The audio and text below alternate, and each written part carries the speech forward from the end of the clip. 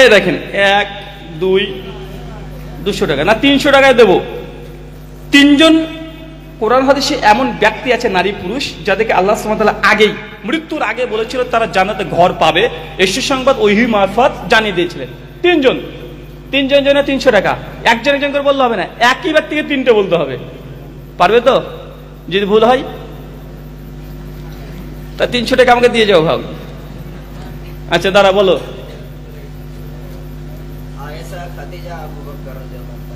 মাশাআল্লাহ, আয়েশা, খাদিজা আর আবু বকর রাদিয়াল্লাহু তাআলা আনহু।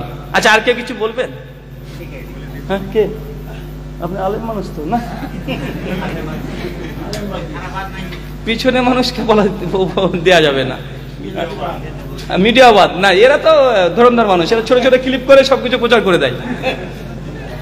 আর কেউ নাই ভাই? হ্যাঁ, আপনি দাঁড়ান তো ভাই, টাকাটা আপনি চলেই গেল এবার। জি, আসিয়া,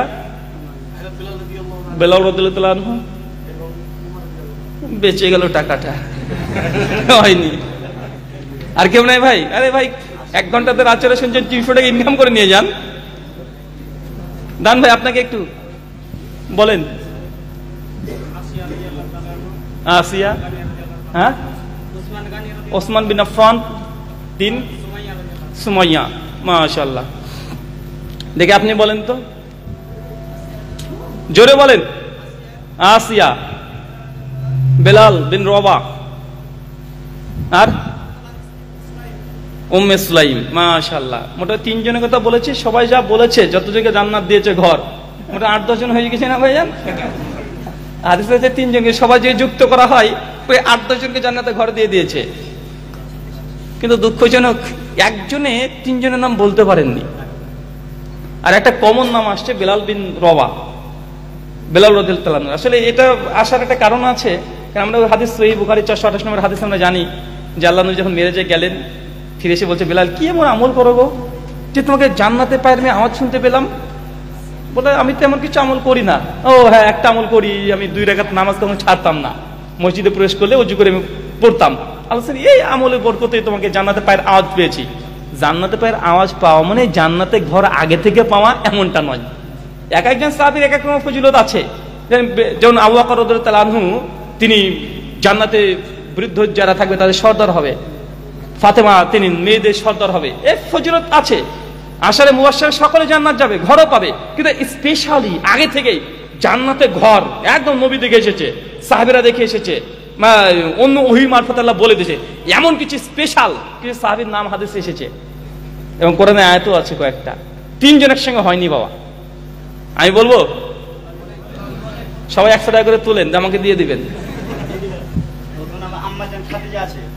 খাদিজাতুল কুবরা, হ্যাঁ, একটা। এখনই বলে দিলাম যে বেলাল না, তারপরে ওটাই বলছে। আচ্ছা, আমি বলে দিই না, এক শেষ, আর কিছু বলতে দেবো না কিন্তু। বলেন। খাদিজা, উমর বিন খাত্তাব আর আবু বকর। আচ্ছা, মিডিয়া তুমি বলো তো দেখি, তোমার আয়েশা, আসিয়া, খাদিজা আর আলহামদুলিল্লাহ, উত্তরটা ভুল। টাকা আমার 300 বেঁচেছে। ওকে আমার ভয় ছিল মিডিয়াকে, এবারটা বলে দিবে, শেষ গিয়ে ভুল বলেছে।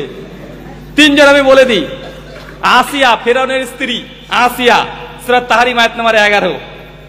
আল্লাহ জান্নাতে ঘর পাবে দোয়া করেছিল, আল্লাহ আগে থেকে তার দোয়াকে কবুল করেছিলেন। মুসনাদ আবি আলাতে সেই সনদে বর্ণনা আছে।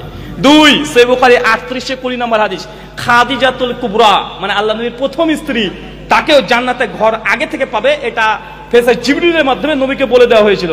3 আব্দুল্লাহ ইবনে উমর না ভাই, ওমর ইবনুল খাত্তাব, বাপকে বেটা বানিয়ে দিয়েছে আর টাকাটা আবার বেঁচে গেছে।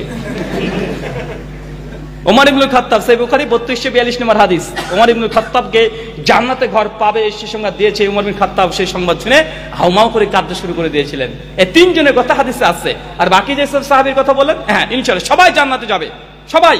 আশারে মুবাশশারা 10 জন সাহাবী যে জান্নাত যাবে এমনটা নয়, জান্নাতি সাহাবী সবাই যারা সাহাবীর মর্যাদা পেয়েছে সবাই জান্নাত যাবে, কিন্তু এক একজনের এক এক রকমের মাকাম। আচ্ছা, এই যে ফজলত ভাই ভালো লাগলো না? ওমর বিন খাত্তাব, আসিয়া, খাদিজাতুল কুবরা জান্নাতে আগে থেকে ঘর পেয়ে গেছে।